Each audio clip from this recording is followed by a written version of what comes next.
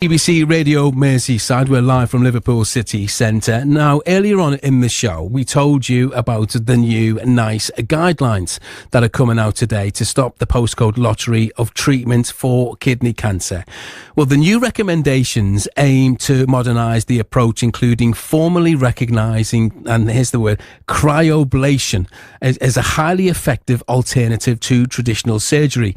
Now, we had Dr. Chan on earlier on in the programme, about 7:10 it was. If you want to listen back to his interview, then you can do on cryoablation.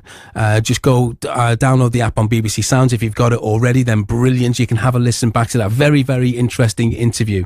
Well, Mike Tunstall from Oral Park had that said treatment, and I'm pleased to say he's with us now. Good morning, Mike. Good morning, Kev. Thanks for joining us this morning. I guess what we need to know from you, we heard all of the technical stuff from Dr. Chan earlier on in the show, but tell us your story, Mike. When were you diagnosed? I was first diagnosed back in 2009 with a large tumour in the left kidney that I had removed via nephrectomy. So the whole kidney and the tumour was taken away. And then I was followed up with scans for several years until there was a recurrence in the right kidney.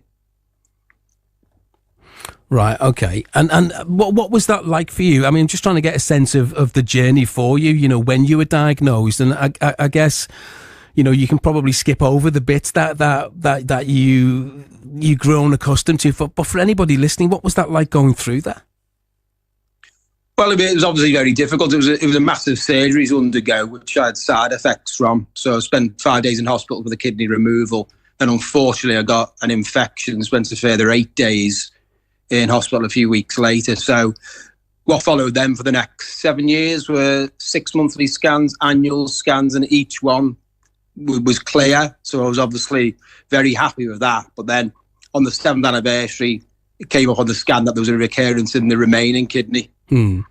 And we found this out actually from Dr. Chan earlier on, just about the different options that people can have now. You were told your option was cryoablation. Why did you go for that one in particular? Okay, well, I sat down with the urologist at Broad Green, and he basically gave me the options, and the main option was pointing towards surgery, which was to remove part of the kidney, but there was a 3 to 5% risk that he would have to revert and remove the whole kidney.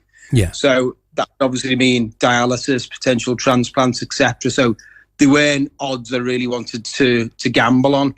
Cryoablation was mentioned, as was watchful waiting, which is basically let's just watch it over a period of time. Yeah. And I didn't really fancy that either. So he could have easily referred me to a consultant at the Royal, but I went away and did my own research on this. Went to the Kidney Cancer UK website and found an excellent video from a guy on the South Coast who actually pioneered the treatment. Okay. I got my urologist in Liverpool to refer me to him, and I went down there for the treatment. Right. And you mentioned just down south there, Dr. Chan, we had him on the programme earlier on. He said there was a clear north-south divide for this treatment, which, you know, some people say that doesn't seem very fair, does it? I think it is quite good. There seems to be a total postcode lottery with it. Since I had my procedure, I'm on various kidney cancer forums on Facebook. I see quite a lot of patients with these smaller tumours, older patients, who don't seem to be given that option. They're pushed forward to have radical nephrectomy. Some patients are old and it's obviously a longer anaesthetic, whereas cryoablation is obviously minimally invasive and you can be back on your feet within days. Yeah, and just talking about being back on your feet, then how are you now? How's things now for you then, Mike? I've had recurrences elsewhere, but not in the site that was ablated. So I go to Clatterbridge regularly for systemic drug therapy, but it's nicely under control, as my consultant put it a few days ago. Right. Okay. And I just want, if this cryoablation, I'm just trying to imagine what that might have been like. You know, when you've been diagnosed with that, and then you're offered these treatments. Then, did you know anything about cryoablation beforehand, or did you subsequently just do all of your research as you mentioned?